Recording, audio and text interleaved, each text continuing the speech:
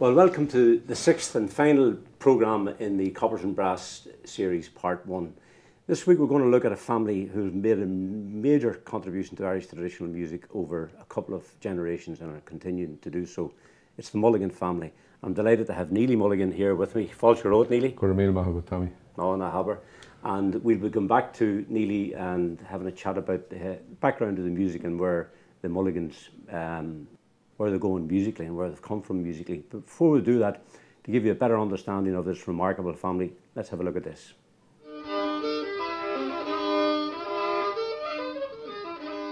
Tom, TP we all call him.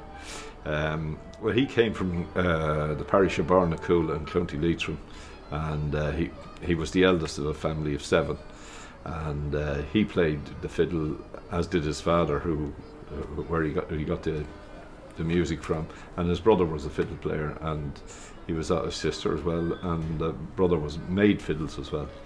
But he came to Dublin in the 30s, and like there wasn't much work available. He went into digs, got a manual job in a place in North Strand. But he met a flute player called Crawley. He was a cook in Mountjoy Jail, and he was a flute player from Sligo, and he got him into a circle of musicians here in Dublin, and like they networked, I suppose as the word would be, and he ended up working for the Irish Life Assurance Company, which was a white collar job.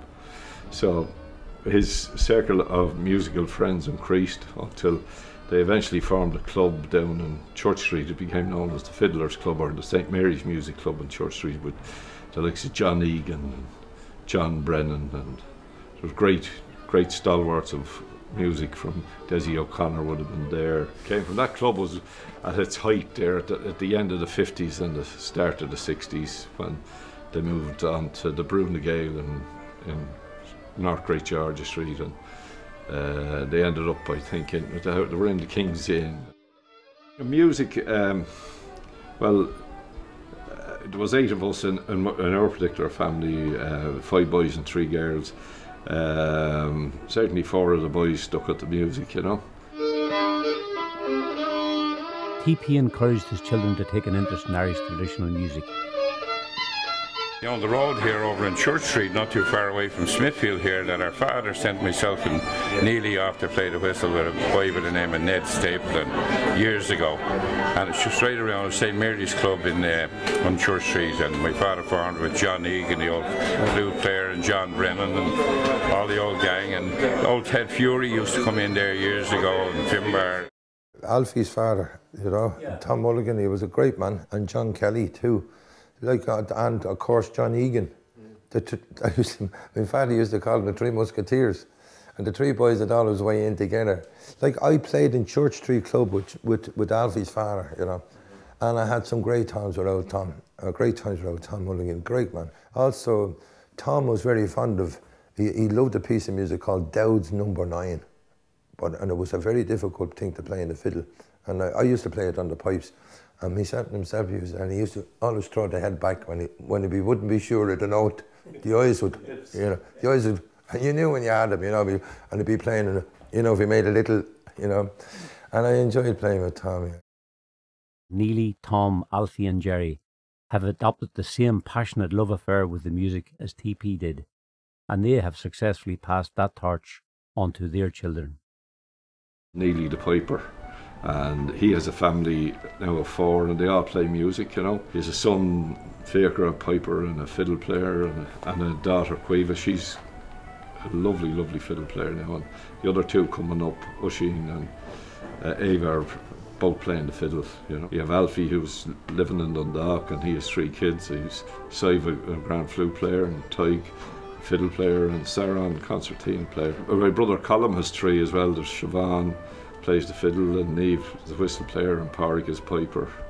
And there's my own, with Tomas, who's a singer and guitar player, and he used to play the accordion, but that's gone by the wayside at the moment. And then I have Shiva, who's a grand fiddle player. She's heading off to the States now on a student visa for the summer, and Maeve here, who's a concertina player and a fiddle player. She's a grand musician now. So that'll be the majority. I have a sister, Grania, who has a couple of kids they're playing, but they're not at the broadcasting stage yet. And like the tradition is strong there, and Neilidh goes from strength to strength. And I have a brother, Jerry, he's based in Boston, he's a piper as well. You know, it's so hard to be away from home, you know, because the music is so down to earth here and everything else like that. There's great music over in Boston, but there's nothing like coming back home to experience that. It's great to be over here with all the Mulligans and, you know, my family, because, you know, being from the States, I don't really get as much original Irish music as I would like. And, you know, just being over here, the environment, and just seeing my family as well, it feels good, you know, and you wouldn't get this anywhere else, you know what I mean? This is really original and one of a kind, and to see everybody in the family playing, it's just, you know, it's remarkable. And, you know, I really like to take advantage of it every time I come over here. I don't know any other family that has such a strong musical connection as the Mulligans, and it's really an honor to be here none the least. As well as encouraging his children to maintain TP's legacy, Tom set about creating a mecca for good quality traditional music in the Cobblestones bar in Smithfield, Dublin. We have it 7 nights a week. We don't have a television now, so we don't know where we're going to watch this. But 7 nights a week, it's all about music, really. We try and make it a welcoming space for acoustic musicians, all in the traditional Irish music genre. And it's there for anybody to come in and play, if they're, and to be made welcome, you know. That would be the outlook and the policy, you know. It's a great meeting place. There's never a week goes by that I'm not fascinated by hearing somebody I haven't heard before, and the quality of the music. And it's generally the younger ones all the time, you know. I mean, there was a time I could honestly say I knew every musician in Ireland at one stage, either by reputation or by sight or personally. But at the moment, the way music is just growing it's phenomenal. You'd just say, where did they come out of? You know, that's a familiar retort every week. Perhaps he was subconsciously extending his father's vision of creating a quality meeting place for musicians, similar to the Fiddlers Club in Church Street in the late 1950s and the early 1960s. Left us all with a great legacy, I have to say, and a great. He left us with a great circle of people that we can move within, you know. And everyone throws something into the bucket, you know. It's into the mix, you know. It's great. It's great. He was a great ambassador, you know. I mean, I was very proud of him, you know, as you could only be, you know. And I'm also proud of my own generation in the family, and even prouder still now of the ones that are coming up, you know. Can't say anything better than that about them, you know. Long may it last. That was mighty stuff from the Mulligan family. I don't know how many were there, but they were making some music. Neilidh, that must have been really enjoyable experience. Absolutely great to kind of, especially having Jerry over from Boston, and it's not very often that we'd all get together like that. And it's a great occasion, and wonderful that you made it possible. So may there be many more of them. Yeah. I just noticed in the video there's a photograph of your father with the pipes. I always associated him with the fiddle. Did he play the pipes? He played the pipes as well. Like, he taught me the first day.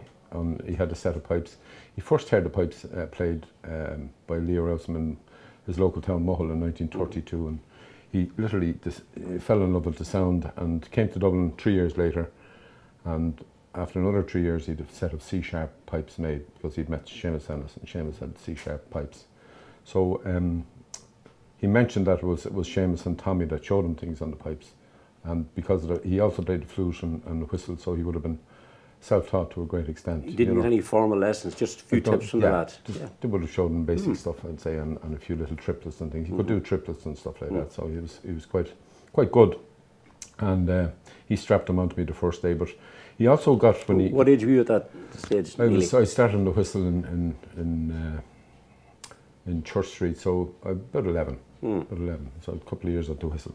But when he came to Dublin, he also got involved. He's very friendly with Tommy Reck and played with Tommy all over Dublin, because Tommy could play the fiddle as well. So the two of them could interchange instruments. What a team. And what a team was right. They got involved in the Pipers Club in Molesworth Street, where you had Tommy on the committee, Tommy Reck and my father and Leo Rowsome, and a lot more. There had to be 75% of them, of the committee had to be musicians. And what do you call it? The photograph you saw there of Tommy in disguise with a moustache and my father with a beard walking down. Is that who those two strange characters were? But I don't think it was Lee. They got permission to play. They wanted to raise money for that club. If they didn't raise money on that particular day, it was a flag day, the club would have folded. My God. Yeah. Depended on that. And so Tommy and himself, Matt Kiernan happened to be the guard on duty that day, the piper. Pipe baker. He said to him, play well, you'll be grand lads, I'll keep an eye and everything will be fine. So they made a great collection. But out of that particular club, Coltus was formed through Thomas Street. All right. So that kind of it was the genesis of a lot of yeah. the things that were happening. So that'd be 1951. The first Flower was in Mulligan, and he told me he went down there. He couldn't see a musician playing anywhere except Leo Wilson was playing upstairs in the hotel. Right. But he went back to a flat there a couple of years later and was full of musicians. So that was the very first Flower. So he was involved in that capacity all along the way, and he would have brought us to a lot of flag kyols and summer schools down through the years. But he was involved in the people Ill to the first day. Yeah. And brought me along in 1968 to Bettystown to the first Chunol. You were at that first one? Yeah. Oh, that must have been a great honour and very memorable, I would say. Absolutely, yeah. And so it was his involvement with piping in that respect was very, very important, you know. And he made sure that he gave all of you an opportunity to appreciate and learn it. Did he force you towards the music, or did he encourage you? No, he encouraged us. He sent me off to, he talked to Tommy Reck, and he showed me all that he'd known at that stage and what will I do with him now, and Tommy said, send him over to Leo Wilson, the School of Music. So it's ironic that he first heard Leo playing in 1932, and then he ended up teaching me in the School of Music in Chatham Row, and also in Thomas Street of a Saturday night. So we're going to Leo twice a week. Another big passion of your father, I understand, was the Irish language. Yeah, he was. He didn't have the language, and my mother wouldn't have had. They would have been just. Well, he was just educated as far as primary school. Because he was the eldest, he kind of worked on the farm, and then he had to move to Dublin eventually for work. But he wanted us all to have the language, and bought a caravan. And I was with him. They brought it back to Connemara, and Polo Wheel gave him a site there for it. It was running Closter Logan at the time, and we went there for every summer from when I was a kid. All the family? Yeah, for 2 months at a time, July and August. We spent our summers there learning Irish in the college every morning, and we could playing sessions in Hughes's or the Cruiskeen or whatever at night. You're getting well, a at the double weekends when he'd come down. He'd come down on weekends, and then he'd come down and spend 2 weeks as well. But there was a lot of great musicians like Paddy Bonner Bryn, Tom Fodgine Tom. A lot would come out from Galway for the sessions as well. Had your mother any Irish? She wouldn't have had much Irish. She went on to do nursing, and she went to school in Tipperary in boarding school, and then went over to Romford in Essex to learn nursing over there. At the time you had to go abroad to pick it up. But she was very fond of the music. She was related to Brian McMahon, the writer. She was a McMahon. I remember John Kelly, the fiddle player, saying to her that her people would have come across the Shannon from Clare. And she was right at the mouth of the Shannon. Bale, a place which means the mouth. The mouth. Bale, just at the cliffs of Dooney in there, a very beautiful spot. But she loved the music. She particularly loved pipes and slow air playing on pipes. So your father would be, obviously better known to the musical fraternity, but your mother had big influence in what you were doing as well. Oh, she had indeed, because she was the one that looked after us in Connemara and baked the bread and the bread oven on the table, and absolutely, the hard-boiled eggs. Yeah. But she was wonderful, and she was. She only died there about 12 years ago, so right. she was a great age. She was in her 80s when she died. But wonderful woman to rear 8 of us and the whole lot, So both of them left a great legacy, and we're just going to have a more fuller look at that, and we're going to go back over to the Cobblestones, to Tom's place, and join the rest of the Mulligan family. Now, folks, we're here on the 19th of March 2013 in the Cobblestone Bar in Smithfield. My name is Tom Mulligan. I want to introduce you to my family. You can figure out who they are when you're through to piece here. We're all descendants of Tom Mulligan from Barnacool and Leitrim, who left us this legacy, and we want to play a few tunes.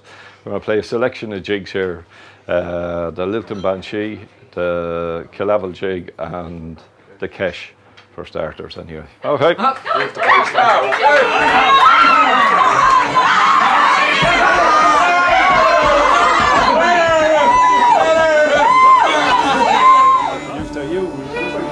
times round, I'd say. On three. 1, 2, 3.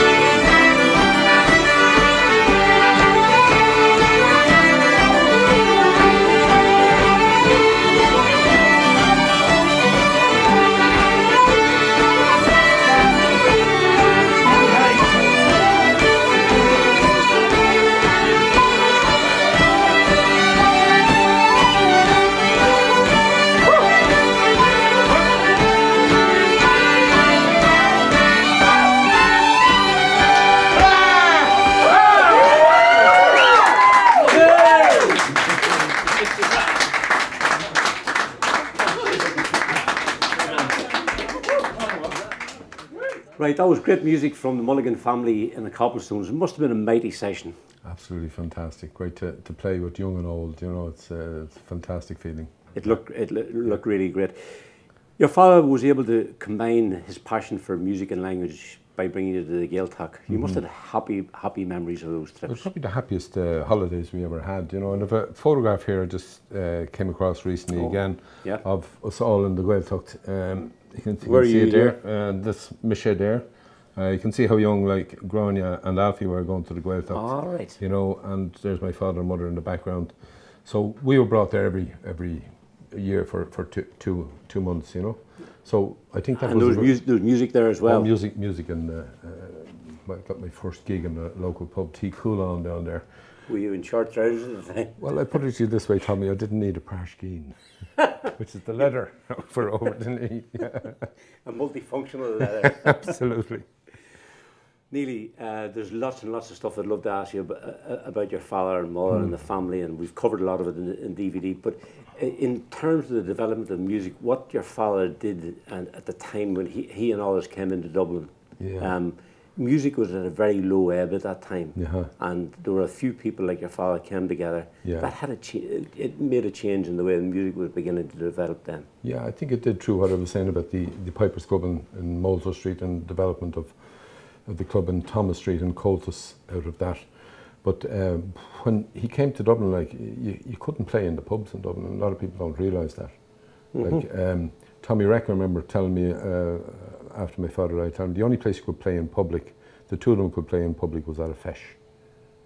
So that's why they used to go on trips out to Ireland's Eye and Skerries to play music in isolated locations, you know. And I mean, they had to go onto an island, Ireland's Eye, just to play music. So that kept the music alive. And you had a lot of people coming from the country as well. And they all, a fellow called Tim Mulligan in Dublin had a kind of a party house. They used to go there a lot and they'd meet and they'd play music. And these were known as house parties or Cayley houses. And that's how they kind of kept the music alive. And that's why the likes of the Pipers Clubs and the St. Mary's Music Clubs were formed, was to give a location. Like, there was no drinking in there was nowhere else to play. No. So yeah, they went to the hall. If they wanted a drink, they'd go outside and go down to the pub in the corner. But generally, it was all inside. And they were teaching music. When they're in the Pipers Club in Thomas Street, they bought 4 different sets: 2 from Rouse and 1 from Macrone, and 1 from another pipe maker, I can't remember. And they sent them off to learn pipes, sent them over to School of Music in Chatham Row. So that was the developing of the uilleann pipes as well in those days, you know. And now the people uilleann are doing it in the Pipes and Loan School. And of course, worldwide phenomenon now, but it wasn't then. Yeah. So that was very important, and I think the development of the flagyoles, where they could go around the country, travel, that was a big thing for them to go down to a flagyole. This was in the early 50s. And my father also adjudicated, so he would have got a certain amount of accommodation and and that was a very big thing for him. Himself and John Kelly and Desi O'Connor would be regularly asked to go and adjudicated flagyoles all over the country. So that migration from the countryside came at the right time. The music was low. It was the dawn on its knees, wasn't it? It was the dawn of the recording era too, the 78s and the LPs in the 60s. And music was starting to be played on the Radio Éireann as well, you know. So all those things were kind of coming together. And I think what they call thank God they did. Yeah, exactly, yeah. But it was only kind of in latter years that you could play in pubs, you know. Well, finally, Neilidh, we've had a look at the family background. We've seen the present generation playing. What are your reflections on the legacy you got from your mother and your father? Well, I kind of, when I play with my kids now, I kind of have an understanding of maybe when my father and myself were playing, I would the sense of pride you would have had in playing with his children. I can see that in my brothers and sisters and playing with their kids as well. But there's that kind of sense of passing the music on, O'Gloon go gloon, from generation to generation. And we're doing exactly the same thing as he did. And hopefully our children will do the same. But you can see the development, say, like, it was my father that suggested starting the Joe Mooney Summer School down in Drumshanbo, because he'd been at the Willie Clancy one for years and said, you could do the same thing up here. And now it's in its 25th year now. It didn't start, he died before it started, like, you know. But he had sown the seeds for it to start. So he was a man of vision as well. And he had the vision to send us all to learn the Irish and learn the music. And He was a man of great vision and embraced culture, Irish culture, in a most loving way, and also imparted that culture. And it's very obvious that you've, I know your brothers and sisters well, and they've all got that same passion. And I'm lucky enough to know your children, many of the nephews and nieces. I think you can see from that performance this evening that it's there, it's natural, they're laughing at it. You know. You must be very, very proud. I'm very proud all around, of all generations. Listen, can I thank the Mulligan family through you for everything that you've given us, not just the Cobblestones, but in Dundalk and Drumshanbo, everywhere you go, where the Mulligans go, it's always guaranteed to be first class, top of the shelf music. Got a million about it. And the Piper's handshake. Piper's handshake. This is a secret one, nobody's supposed to know. My affair. We're a Mulligan family. Well, that's the Mulligan family, and a small, but I think long overdue tribute to a great, great family. That brings us to the end of the series. I hope you've enjoyed Coppers and Brass. We've tried to take a look at different aspects of Irish traditional music that often don't see the light of day and don't get debated enough. There will be another series coming up, so keep an eye out for it. In the meantime, many, many thanks. Agus slán abhaile.